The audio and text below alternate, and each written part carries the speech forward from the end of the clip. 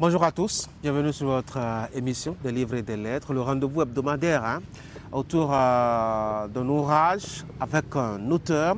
Aujourd'hui, nous irons découvrir un jeune auteur qui vient de faire son entrée dans le cercle des écrivains du Bénin. Il a sorti un roman, le titre est Des fleurs sous la tempête. Son nom, Pharaon Zakiti. C'est un ouvrage paru récemment aux éditions Gessi Livre. C'est de ça qu'on va parler en cette fin de matinée. L'auteur, il est là, monsieur Zakiti, bonjour. Bonjour, monsieur Agoy. Pharaon Zakiti, je présume, et c'est d'ailleurs le cas, que c'est un pseudonyme. D'où est-ce que ça vous vient d'aller chercher un truc un peu compliqué? Compliqué, peut-être pas, je ne le pense pas, parce que Zakiti, c'est mon surnom, mon petit nom voilà, que mon père m'a donné. Ce n'est pas inscrit sur l'acte de naissance. Mais bon, voilà, on m'appelle par ce prénom aussi à la maison. Zakiti, en fait, c'est une phrase, c'est toute une phrase en adja. Et bon, voilà, le père a choisi seulement un mot voilà, de toute la phrase. Voilà. Ça parle simplement de la douceur de la petite enfance. Voilà. Et Pharaon? Oui, Pharaon, c'est par rapport à l'Égypte ancienne et à Cheikh Anta Diop aussi. Ah oui, parce que vous êtes un grand admirateur de ce grand auteur, de cet égyptologue qui quand même s'est intéressé un peu à notre parcours sur Terre, etc. Oui. Merci d'être venu sur mon plateau.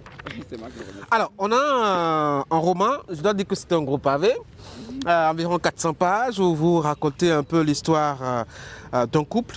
C'est quand même assez bizarre, hein, un jeune couple de deux êtres qui s'aiment bien, avec plein d'avenir devant eux, un jeune homme et une jeune dame.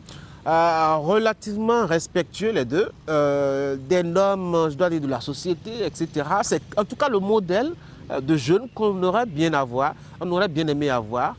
Et puis, dans leur vie, c'est une succession de cataclysmes et de phénomènes de malheur inexpliqués. On a l'impression que vous, auteur, en tant que créateur de ces êtres-là, vous les aviez créés pour vous acharner continuellement sur eux. C'est ainsi que la vie s'acharne sur nous. Oui, souvent. Souvent, oui, parce que il y a de ces personnes qui subissent vraiment des coups du sort, voilà, de très violents coups du sort. Et on a l'impression qu'ils doivent vraiment quelque chose au destin ou à la providence. Et voilà, leur vie n'est pas du tout, du tout aisée. Et je me suis inspiré beaucoup de la vie de certaines personnes de mon entourage.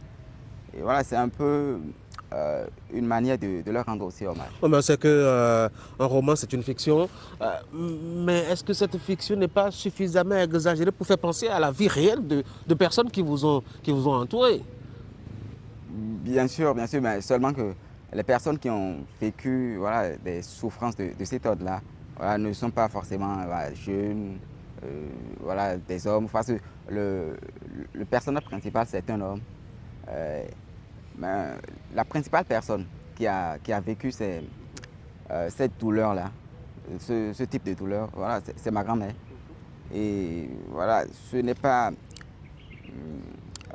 on ne saurait comparer ce qu'elle a vécu par rapport à ce que le personnage... Ah ouais, elle a vécu pire? Oui, pire. Parce que quand vous enterrez... Moi, je disais déjà que dans le livre, c'est exagéré, mais... Oh non.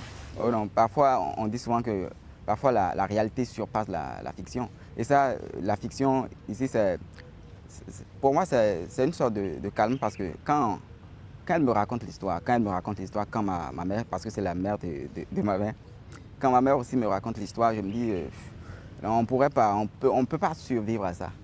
Et donc, écrire un livre, pour moi, c'est une façon de partager un peu sa douleur. De partager sa douleur parce qu'à un moment donné, elle est devenue presque insensible à certaines souffrances. Certains événements, à certains faits. Oui. Donc je me suis dit, voilà, le sort parfois... Est-ce qu'elle a connu ce livre?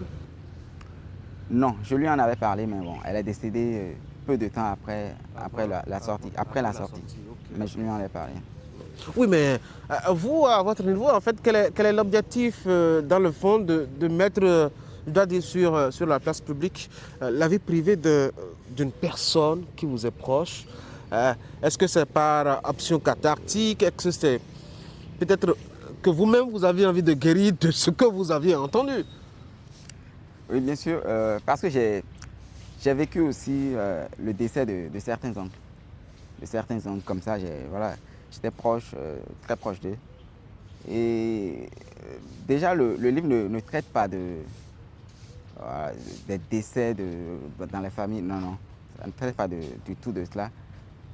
Mais quand vous dites que c'est un peu comme si l'auteur s'acharnait contre ces personnages, je crois que Parce que chaque fois quand ils font un effort de se relever de malheur, il y a un autre qui vient. Jusqu'à la fin, voilà, l'horizon ne paraît pas vraiment si luisant que ça. Et ils y laissent beaucoup de séquelles. Hein. Quand ce n'est pas une paralysie, c'est presque une folie, c'est une perturbation psychologique. C'est beaucoup de plumes, ça. Oui, bien sûr. Et je pense vraiment que notre vie sur Terre bon, je vais répéter ce que tout le monde dit, n'est pas un long fleuve tranquille. Et souvent, jusqu'à la fin, on souffre vraiment le martyre. Vraiment jusqu'à la fin, du début jusqu'à la fin, quand on prend la trajectoire d'un homme, du début jusqu'à la fin. J'ai envie de dire que je pense parfois, je pense parfois que même la mort est une sorte de délivrance. Ah oui, c'est la question que j'allais poser. Vous pensez que ceux qui se suicident ont une raison de le faire? Oh non, ça non. Ça non. Ils ont leur raison. Je ne le cautionne pas, le suicide. Mais je pense que on pourrait les comprendre. On pourrait les comprendre. On ne peut pas tolérer cela. On ne peut pas, bon, pas tolérer. On ne peut pas voilà, l'admettre et promouvoir cela, le suicide. Mais je pense que s'il arrive à cette extrémité, c'est parce que ces personnes vivent vraiment des choses atroces. Et parfois quand on s'intéresse à la vie de ces personnes qui se suicident, on a l'impression qu'elles ne font pas d'efforts. Parce qu'il y a des personnes qui vivent pire que cela et qui survivent quand même. C'est en cela qu'on ne peut pas cautionner, on ne peut pas... cette histoire-là. Pas promouvoir ça.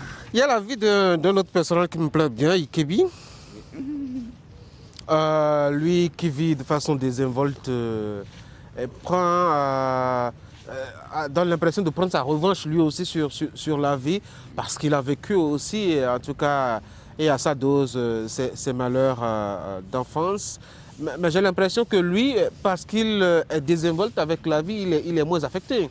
Bien sûr, voilà. Oui, mais pourquoi cette contradiction? Ceux qui prennent la vie à cœur ont toujours des difficultés.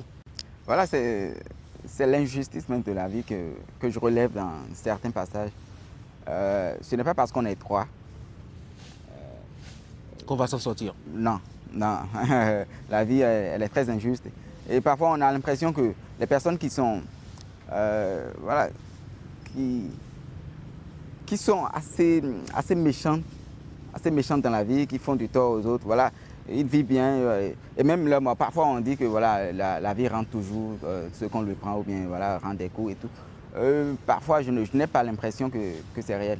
Je n'ai pas l'impression que c'est réel. Donc, il y a Vous pensez qu'ils font du mal et ils meurent tranquillement aussi? Tranquillement tout aussi. Gentiment. Oui. Peut-être que voilà, qu'il y a une vie après la mort et qu'ils vont rendre des comptes après, mais dans cette vie où nous sommes, dans ce bas monde, non.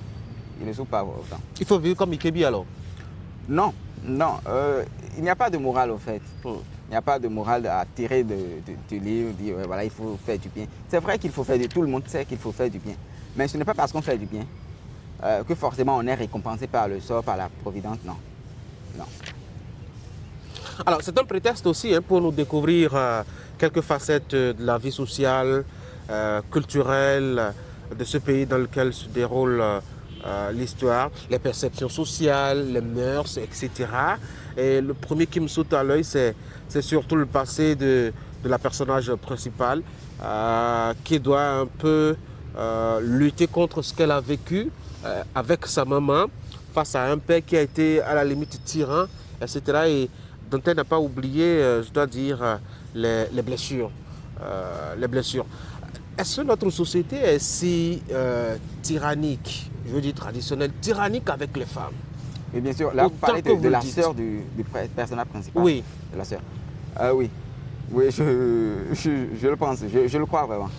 Je crois vraiment parce que C'est une exagération, non? On a quand même, avec nos grands-parents, des personnes qui sont quand même des modèles, des références, etc. Polygames peut-être même à la limite, mais qui sont équitables, qui aspirent à l'équité dans leur quotidien. Oh non, dans un foyer polygame, il n'y a pas d'équité. Il n'y a pas d'équité, surtout que ce sont les femmes qui dirigent la maison. Et donc forcément, il y a voilà, de la jalousie entre les co-épouses. Voilà, on suscite même de la haine voilà, au sein des enfants. Voilà. Donc il n'y a pas d'équité. L'homme, il est tranquille. En polygame, lui, il est tranquille. Voilà, il mène sa vie comme il veut. Et il laisse les femmes tout gérer à sa place. Et là, ce n'est même pas... ce n'est même pas une façon de dénigrer la polygamie. Je ne suis pas contre. Je suis pas contre la polygamie. Seulement que je pense qu'on laisse beaucoup d'enfants à leur compte. On les laisse voilà, se démerder comme ils peuvent. Voilà. Et s'ils s'en sortent, tant mieux. S'ils ne s'en sortent pas, bah, tant pis. Et là, c'est ce qui fait que la société a un poids énorme. Après. Et il y en a qui ne seront pas d'accord avec vous. Hein. On a des polygames très responsables qui parfois suivent de très près le devenir de leurs enfants, y investissent d'ailleurs suffisamment. Mais j'ai l'impression que ce n'est pas seulement avec les anciens qu'on a cette attitude des hommes face aux femmes. Même Ikebi est un exemple, hein, voilà. Tyran à la limite avec les femmes. Les hommes sont les mêmes, doit-on dire, d'un siècle à un autre. Oui, bien sûr. Bien sûr. Et voilà, comme je l'ai dit, je ne dénigre pas la polygamie. Parce qu'il y a même des monogames qui font n'importe quoi. Pas seulement avec les femmes, mais avec les enfants aussi. Et c'est sûr que vous aurez dû constater que dans ce roman, et puisque c'est volumineux, l'auteur a déversé beaucoup de ses états d'âme, voilà, a traité de beaucoup de sujets. De beaucoup de sujets qu'on a explorés. Voilà. On va les égrener un à un, même si ce n'est pas évident qu'on les aborde, tous. C'est ce qu'elle, cette blessure ou ce qu'elle a vu, la personne principale dans la vie antérieure, l'a fait appréhender, je dois dire, sa vie de couple. On a l'impression qu'il lui a fallu d'abord faire une guérison avant d'y entrer. Parce qu'on l'a vu un peu traîner pendant des années avant de finalement concéder, entrer dans un ménage. Comme si un ménage, c'est d'abord se décharger de ce qu'on a pour entrer et prendre de nouvelles charges. Oui, bien sûr. Bien sûr, lorsqu'il y a union entre un homme et une femme, pour ce qui est de notre société, entre un homme et une femme, on a déjà l'union de deux familles, voilà, après de 4 familles, parce que voilà, les branches et tout. Et chacun vient avec son éducation, comme on dit. Et avec ses frustrations, ses peines aussi. Et lorsqu'on ne fait pas un certain exercice voilà, de fond sur son passé, c'est sûr que dans le ménage, voilà, ça va être la catastrophe. On a remarqué de plus en plus que maintenant les jeunes ils divorcent. Comment ça peut se comprendre? Simplement parce que je pense que ce n'est pas aisé de vivre à deux pendant 5 ans, 10 ans, 20 ans, 30 ans. Non. Je pense que c'est... je pense même que le mariage, on dit que c'est une institution souvent dans les religions importées, surtout même dans chez nous, hein, la tradition aussi, le mariage, c'est une première institution, oui, absolument. Je crois que c'est le 2e ou le 3e acte de maturité que vous posez dans votre processus de socialisation depuis l'enfance. Mais moi, je pense que le mariage, c'est une invention, je dirais pas contre nature. Je n'ai pas le terme exact pour le définir, mais ce n'est pas dans la nature de l'humain, pas seulement de l'humain, de l'animal dans son ensemble, de rester avec un seul être pendant toute sa vie. Pour moi, c'est trop énorme à supporter comme charge. Vous n'aimez pas la routine, vous n'aimez pas la monotonie? Non, pas la routine. Moi, je pose simplement un regard sur, voilà, sur la société, sur ce qui se passe, ce qui s'est passé voilà, dans les temps anciens, ce qui se passe actuellement. Et je pense que le mariage, c'est une invention, c'est un échec, en fait. Cette invention est un échec. Comment un échec? Vous exagérez? Non, c'est un échec parce que quand on prend... bon, je ne suis pas statisticien, mais si on prend 100 couples aujourd'hui, on ne peut pas dire qu'il y a 70 qui sont heureux. Je ne pense pas. Je ne pense pas. Il y a souvent voilà, de ces relations extra-conjugales. Voilà, non, il y a Et beaucoup vous trop de pensez qu'on problèmes. devrait être libre ou qu'on devrait supprimer le mariage? Non, pas le supprimer, mais Comment on vous peut réguler. percevez la vie par rapport justement au mariage? La question du mariage. Voilà. Ça, voilà, ce sera une petite digression, mais je pense que, un peu comme les présidents dans les régimes démocratiques, qu'il pourrait y avoir voilà, des sortes de mandats. On fait 5 ans, après on renouvelle le contrat si on veut. Là, on a beaucoup moins de pression lors de la signature de l'acte de mariage. Parce que lors de la signature, qu'est-ce qu'on dit? On dit, voilà, vous êtes unis pour la vie. Pour le meilleur et voilà, pour le pire. Pour le meilleur, pour le pire. Jusqu'à la fin voilà, de vos jours. Non. Déjà, là, c'est une énorme pression. C'est une énorme pression. Je pense que si on établit un acte de mariage sur 5 ans, on se dit, voilà, après 5 ans, si on s'entend, on renouvelle Et si on le s'entend contrat. pas, chacun cherche son chemin? Voilà. Mais après 5 ans au moins, là, on a le temps voilà, d'élever les enfants à un certain niveau. Parce que si on fait un enfant, on se marie, on fait un enfant peut-être 2-3 ans après. Bon, peut-être quand on divorce, l'enfant a 2-3 ans. Et après, on cherche des mécanismes pour l'élever. Mais quand on dit voilà, pour la vie et pour, voilà, pour le reste des... Jusqu'à la mort. Jusqu'à la mort. Moi, je pense que c'est énorme comme pression. C'est énorme.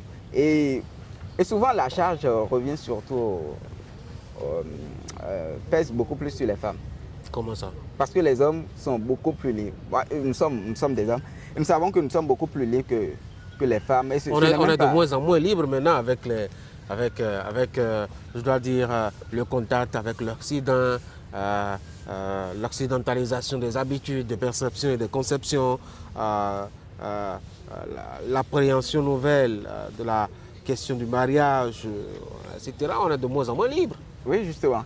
Et ce qui fait que même le féminisme dont on parle ne parviendra pas à établir cette équité entre l'homme et oui, la vous femme. pensez? Non, je pense pas. Je ne pense pas que déjà, si après l'acte intime, c'est la femme qui porte la grossesse, déjà, là, la vie déjà n'est pas équitable. La vie n'est pas équitable parce que voilà, pendant 9 mois, voilà, elle traîne avec la grossesse. Après, voilà, elle met au monde l'enfant, la laisse. Est-ce que ce n'est pas un privilège? Est-ce que ce n'est pas je n'ai pas le mot adéquat, ça va au-delà du privilège? Oui, ce n'est pas une injustice. Oui, tout privilège a sa contrepartie. Donc, de toute façon, quoi qu'on dise, la femme a beaucoup plus de responsabilité vis-à-vis des enfants que l'homme. Et ça, c'est naturel. Ça, on peut rien y faire. Même le féminisme, tout ce qu'on peut dire, on ne peut rien y faire. Voilà. Allez, parlons... J'avais une question toujours par rapport à votre position sur le mariage. Vous pensez qu'il faut faire un mandat renouvelable, oui. En tout cas entre les conjoints, oui. Parce que la monotonie et la lourde charge, etc., pourraient être une épreuve, un handicap pour l'épanouissement du couple. Oui. Est-ce que ce n'est pas ce qui a décidé peut-être les sociétés africaines à faire l'option de la polygamie, peut-être? Oui, je pense même que la polygamie est beaucoup plus appropriée pour l'union entre les familles, entre les êtres et entre les familles, beaucoup plus que la monogamie. Parce que je crois que la monogamie, c'est de la poudre aux yeux. Ce n'est pas réaliste, au fait.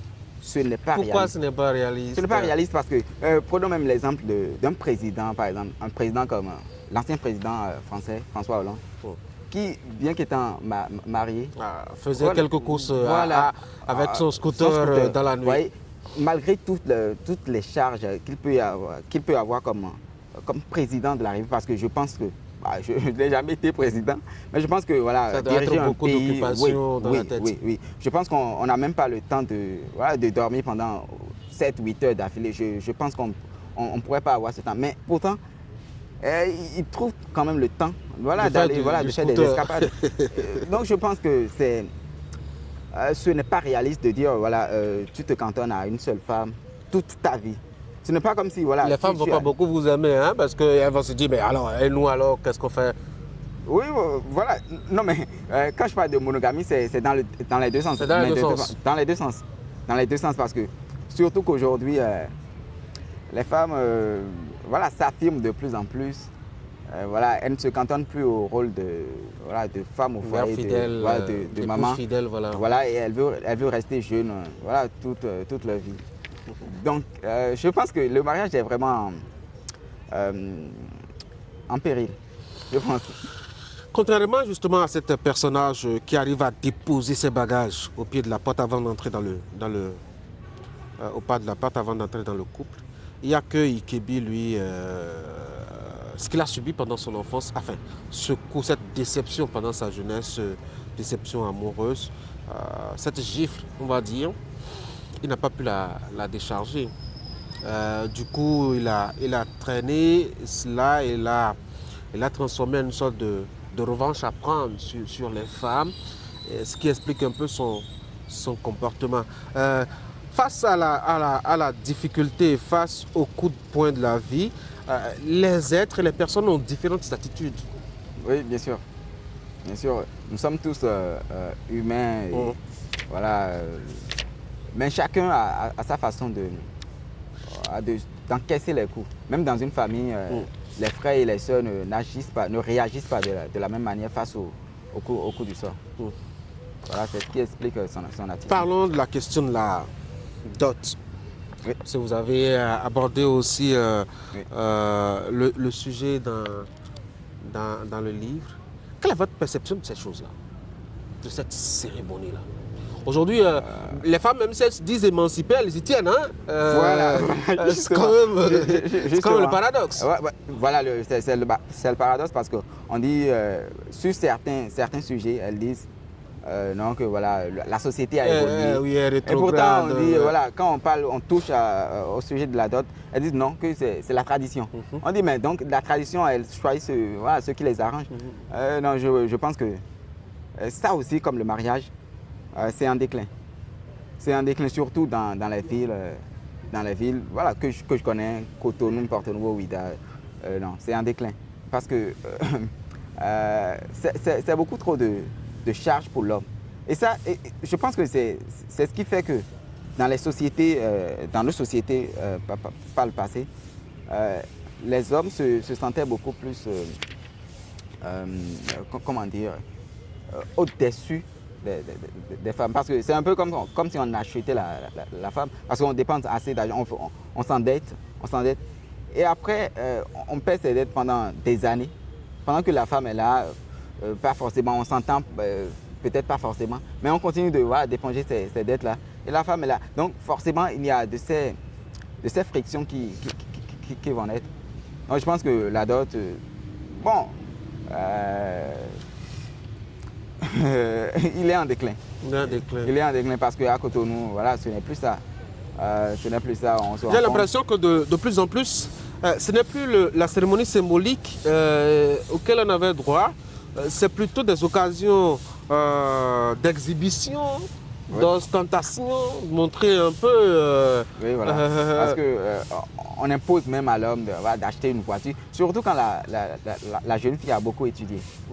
Là, je dis, mais là, on veut créer des... Oui, mais elle a beaucoup de valeur, là. Et puis, beaucoup de valeur. Son papa, il a beaucoup investi. Les études, c'est pas facile. Là, on ne peut plus parler de dot, on parle d'achat.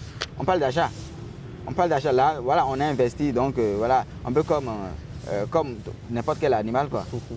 Mais si on parle de symbolisme, ça ne devrait pas être ça. Ce qui fait que voilà, le mariage, on ne voit pas assez à la mairie ou voilà, dans les églises, on ne voit pas assez de couples jeunes qui se marient. Oui, mais quand même, quand je vois un peu le déroulement de la cérémonie, moi je me dis, bon, au-delà peut-être du faste, de l'argent qu'on y met, la solennité, la beauté, la concordance des des mélodies, des faits, des gestes. C'est quand même quelque chose qu'il ne faut pas enterrer. Oui, bien sûr, il ne faut pas l'enterrer, mais ce sont les dérives qu'il faut décourager. Et c'est ce qui fait que les hommes ont beaucoup plus peur du mariage actuellement. Voilà, déjà, quand on se présente dans la belle famille, voilà, ce sont les dépenses en même temps. Voilà, quand on parle de dot, voilà, c'est des millions actuellement. On sait tous qu'au Bénin, voilà, il n'y a pas assez de jeunes qui perçoivent 4-5 fois le SMIC. Donc, voilà. Votre livre, c'est un recueil de paradoxes où vous opposez un peu les images, vous opposez les personnes, les personnages, vous opposez les idées. On a l'impression que vous êtes dans une sorte de comparaison continuelle. De ça à amener les gens à constater justement ces contradictions de notre existence, ces paradoxes de la vie sur Terre. Pourtant, on arrive à concilier tout cela. L'homme est si intelligent. Oui, c'est ce qui fait la beauté de l'humanité, de la vie dans son ensemble.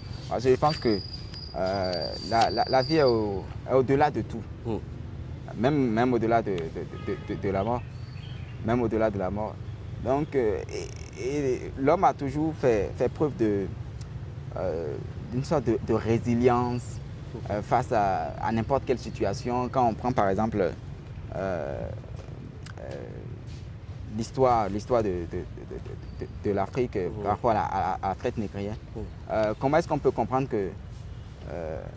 qu'un continent, qu'une partie du monde a été exploité pendant plus de 400 ans et que cette société, voilà, cette partie du monde reste encore debout, prête à une nouvelle vague de problèmes et tout ça. Donc, je me dis, l'humain, si on devait trouver un synonyme de l'humain, c'est la résilience. Ah ouais. C'est la résilience. Merci beaucoup, cher Pharaon Zakiti. Un mot pour finir cet entretien. On est arrivé au terme. Je vous remercie déjà pour ce que vous faites pour l'industrie du livre au Bénin et que je souhaite que nous, Béninois, lisons beaucoup plus pour découvrir, comme vous le dites souvent, le secret que cache le livre. Merci beaucoup. C'est moi qui vous remercie. Mesdames et messieurs, c'est la fin de cet entretien. Merci d'avoir été là. On a parlé du roman Des fleurs sous la tempête, un nouveau livre, un nouveau roman d'un nouvel écrivain tout jeune qui vient de faire donc son entrée dans ce cercle intéressant. C'est un ouvrage assez intéressant, faut-il le dire, disponible dans la librairie de Cotonou, paru aux éditions Guissy Livre. Merci d'avoir été là, merci de nous avoir suivis. Vous passez un excellent week-end et à samedi prochain.